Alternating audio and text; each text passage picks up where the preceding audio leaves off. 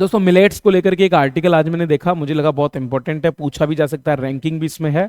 तो 2024-25 मतलब 31 मार्च 2025 तक हमारे यहाँ जो श्री अन्न का उत्पादन है, श्री अन्न मतलब मोटा अनाज या फिर जिसको हम मिलेट्स के नाम से जानते हैं, तो श्री अन्न के उत्पादन में जो है अगर हम बात करें वैश्विक स्तर पर तो भारत सबसे बड़ा उत्पादन है और दुनिया का 2/5 भाग या जिसको कह सकते हैं 38.4% के करीब जो है हमारे द्वारा उत्पादित किया जाता है।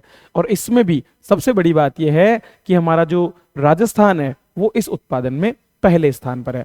तो राजस्थान ने सबसे ज्यादा मिलेट उत्पादन किया है। बेसिकली राजस्थान में जब बात की जाती है तो राजस्थान में जो उगाया जाता है वो है पर्ल मिलेट, जिसको हम स्थानीय भाषा में क्या बोलते हैं, बाजरा।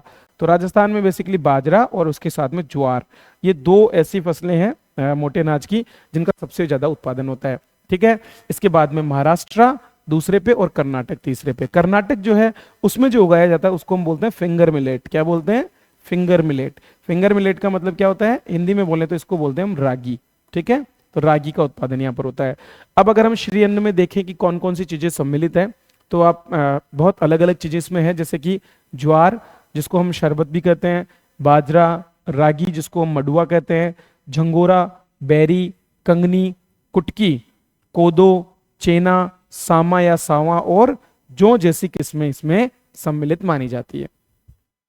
संयुक्त राष्ट्र महासभा जो है इसके द्वारा, जो कि सबसे बड़ा निकाय होता है संयुक्त राष्ट्र का, उसके द्वारा भारत के अनुरोध पर 2023 को इंटरनेशनल ईयर ऑफ मिलेट भी घोषित किया गया था। तो ये भी बहुत चर्चा में रहा था 2023 में, कई परीक्षाओं में इससे जुड़ा हुआ प्रश्न भी आपको पूछा गया है।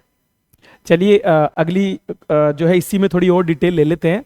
तो अगर बात करें मोटे अनाज के लाभों की, तो दोस्तों बहुत लाभ हैं इसके, क्योंकि इसमें बहुत सारे एक तो प्रोटीन पाए जाते हैं, इसके साथ ही इसमें विटामिन पाए जाते हैं और बहुत से खनिज भी होते हैं। और सबसे बड़ी बात जो है वो होती है कि ये ग्लूटेन फ्री होता है।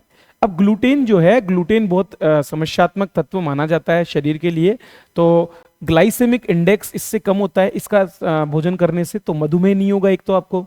और सिलिएक नामक बीमारी, सिलिएक आपने देखा होगा ना, तो ग्लूटेन वाली जो भी फूड कोई खाते हैं उस व्यक्ति को जो है उससे रिएक्शन या एलर्जी होती है, वो सिलिएक रोग के रूप में देखा जाता है। तो ये सिलिएक और मधुमेह जो है इस रोग से पीड़ित लोगों के लिए आपके ये बहुत अच्छा होता है श्री अन्न का भोजन। ठीक है, और सरकार इसीलिए इसको लगातार प्रमोट भी कर रही है।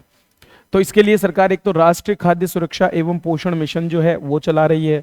इसके अलावा जो हमारा राष्ट्रीय कृषि विकास योजना है, प्रधानमंत्री राष्ट्रीय कृषि विकास योजना, इसके अंतर्गत भी सरकार इसमें सहायता वर्तमान में प्रदान कर रही है।